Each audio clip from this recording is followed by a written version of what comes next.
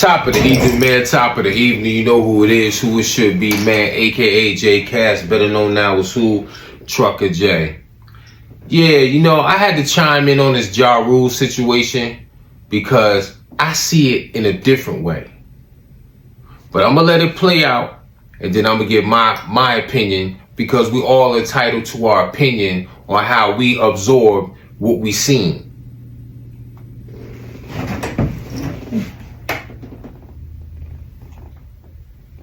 Hey, yo, listen, this is why you mind your business on airplanes. Because imagine you trying to get to your seat, buckle up, maybe watch a little Netflix, and you turn around and this Ja Rule, Tony Yayo, and Uncle Murda reenacting the early 2000s at 30,000 feet. This was not a versus, this was a Delta Airlines rap edition. So it's the wrap-up of the Super Bowl weekend vibes. Ja Rule boys are playing from San Francisco to New York. Regular day, right? Wrong. Already on the plane, Tony Yayo and Uncle Murda. Phones out, content mode activated. And the moment Ja realizes who's on the flight, nah, it's up. Suck ass Ja Rule on the plane. Suck ass up.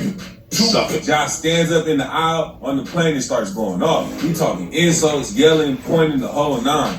Passengers like, is this a movie? Bro, I just paid $800 for this seat. And it gets even crazier. Because Ja Rule, a grown man, picks up a pillow and throws it. A pillow. Not a punch, not a slap. A Delta Airlines complimentary pillow. Hey, Ja Rule, see, this the pillow Ja Rule wearing so fast. This made you want to sit. You got me out of here.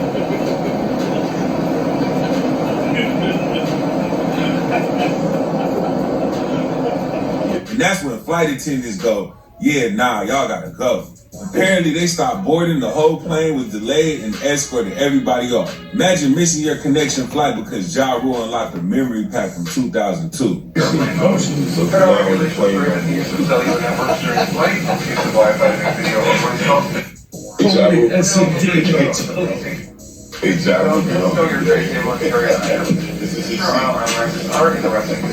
Now here's where it gets spicy. Ja Rule hops on social media after the video goes viral, and instead of apologizing, he leans into it. He writes a caption on X and says, I popped these punks by myself on the plane, laughing my ass off. Pussy ass, I threw a pillow at Yayo's head because you soft. Knocked your hat all off. Was hilarious. Then he makes another post and shares a message from TMZ.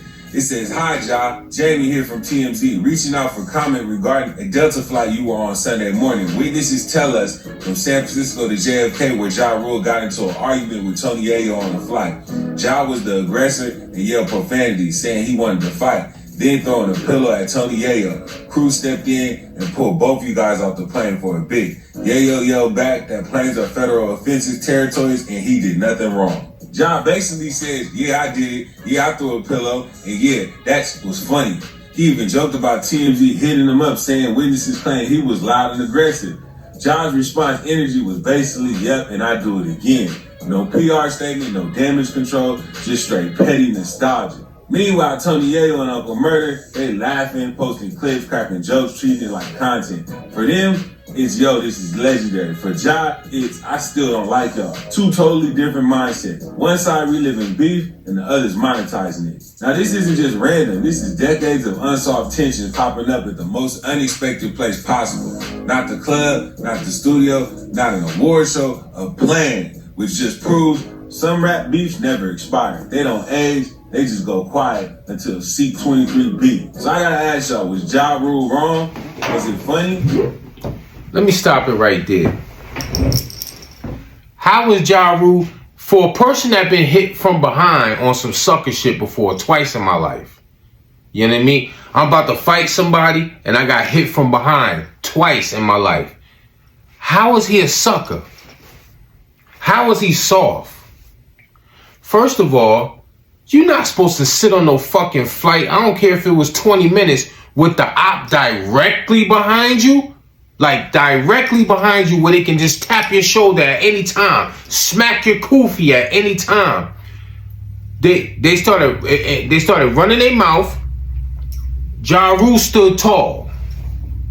A person that's scared, they not gonna talk shit back to you, family. They gonna sit there quiet as a church mouse. Boy turned around and said, you two sucker police ass niggas. Then he stood up. We didn't see the pillow go flying, but he claims he threw the pillow and knocked Yayo hat off. Then we seen the part where he stood in the aisle and was like, which one of y'all niggas said it? If you scared, family, you're not gonna do that. If you scared, you gonna move, you gonna walk to a whole nother seat, whole nother area, and don't say a word to them. To me, I feel like Yayo was scared, to be honest with you. Let me tell you something. The reason why he threw a pillow, because that's the only thing right there. If he had a soda in his hand, he probably would have threw the soda at him, but that was the closest thing. He said it. He threw the pillow. Why Yayo ain't throw the pillow back? Then, why the fuck is Uncle Murda putting his 2 cents in it? Uncle Murda glazing. Cause you a hype man for 50 and you running with 50, you running your fucking mouth. You should have let Yayo handle that, Murda. Murda, you wasn't even around when they was beefing with Ja Rule. So why is you saying, oh, you sucker ass nigga, you sucker ass nigga? Murda, you remember when Papoose had you running? Oh, we ain't forget that.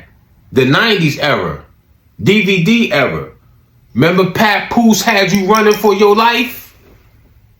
I'll wait. Yeah, exactly.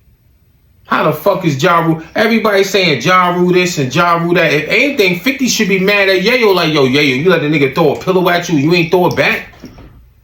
You let a man say, look, let's set it, and you ain't do nothing, Yayo? I could have got you the Lear jet if they would have kicked you off the plane. So in all actuality, that was 2 against 1, and Ja Rule was ready for the smoke. Even J Cash, 6'5", I was 300, now I'm 269, I'm losing some weight. I'm not gonna sit with my back turned and the oppas behind me and they can cock back as far as they want and just catch me, bomb, and knock me out on the plane. I would have got up too. Who in their right mind is gonna sit right there knowing this is decades of some real beef? 50 got shot behind this beef. People got stabbed behind this beef. And I think they said some people got murdered like on the between the entourages. You understand what I'm saying? You think I'm gonna sit with my back turned and be comfortable? You know, when you on the jet, when you in first class, you gonna want to kick you gonna want to take a nap. You can't take no nap with your op right there when they can just and record it and smack you. Nah, you gotta sit where you can see them at all times. That's gonna be an uncomfortable flight because you're not even going, even when you move and you can see them, you still not gonna close your eyes and take a nap because they can run down on you on the plane. And then when they pull people off, Tony Yayo gonna scream, oh, the plane is a federal, what he said? A federal offense. Damn, Yayo. You up here ratting? It's a federal offense. I didn't do nothing. And yeah, I can hear you saying that. See, let me tell you something. The toughest niggas out of G Unit was Young Buck, The Game, and 50. Yayo wasn't no gangster. Yayo always caught the smoke. Like his Bentley got shot up. Supposedly he smacked a 14-year-old kid and was running for his life from what's that dude name with the scar on his damn face? Oh man, Jimmy Henchman. But come to find out it was somebody else in the entourage that smacked the 14-year-old that did, I think, a year in jail for that. You know what I'm saying? Yayo was involved by default. He was involved with the beef because he was down with G Unit. Yayo, I don't recall Yayo putting in no work like 50 did. 50 is the goon of G Unit. Young Buck put in work, stabbing people at fucking award shows and all that, putting it down. And then Game got busy too. Yayo, you just a loyal soldier, Yayo. And Murda, you glazing. You glazing. Because now you 50's hype man, you feel, oh, I better say something, or 50 gonna get mad at me. You a sucker, Uncle Murda, for real. You should have been like, yo, I'm gonna let this nigga handle that, because that was they beef. You know what I mean? I'm not, you the main one we hear in the video running your mouth. Then Yayo started running his mouth. But let me tell you something, that man stood tall. Salute to Ja Rule. Ja Rule got that one. He threw a pillow. He told y'all some sucker police ass niggas. And he stood up and said it. Which one of y'all said it? And neither one of y'all threw a punch. So who looks soft here? Yayo and Murda. Let me see if there's some more on this right here. Y'all some suckers in real life, boy. Come on, Duke. Ja Rule was ready for all that smoke. If you live in a Georgia zip code and have 0 DUIs in the last 5 years, listen carefully.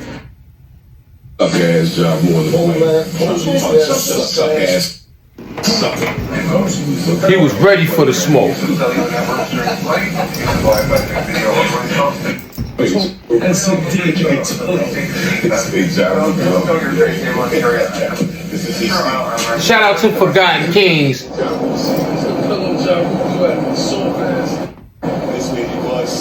Yo, the catch was smooth though. Uncle Murda caught that junk smooth.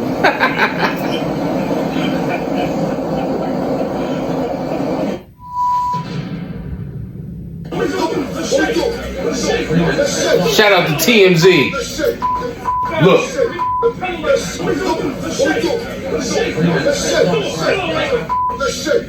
That nigga said, what we doing? Let's set it.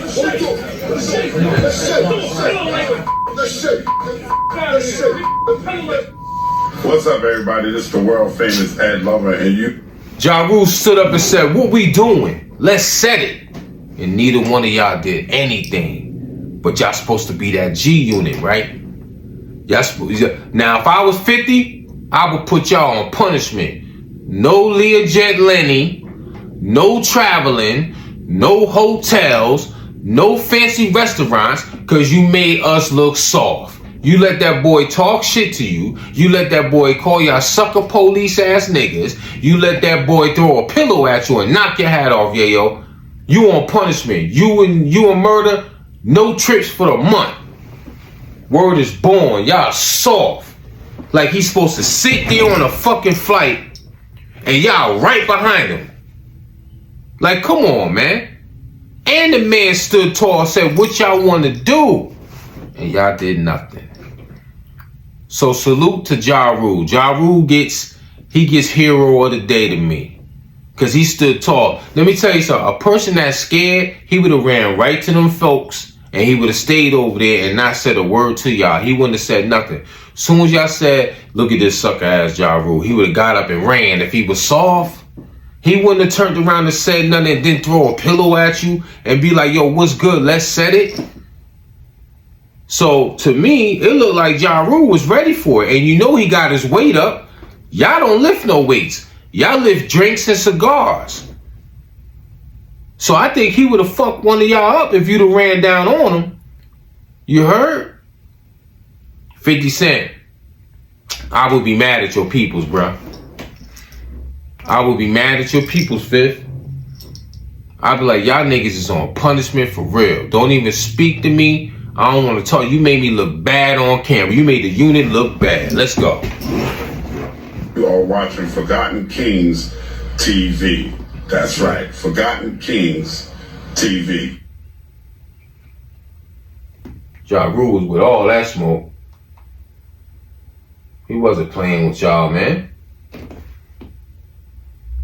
Let's check this out. He said, what we doing? Suck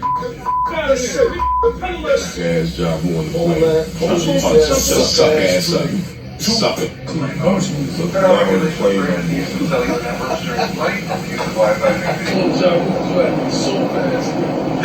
How he soft like? I don't get it.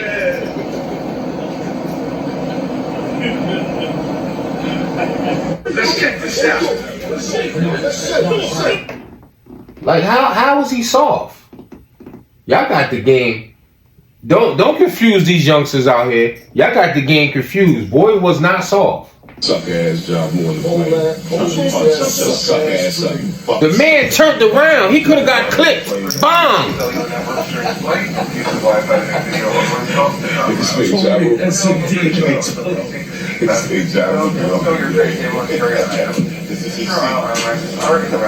I wouldn't have sat right there in front of y'all. What the fuck y'all think this is? Like he's supposed to continue his flight and y'all right behind him. Come on, man.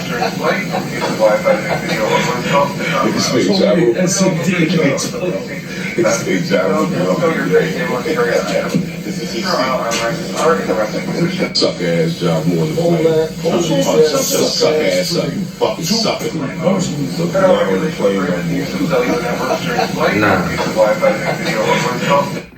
Nah, y'all got the game confused right there.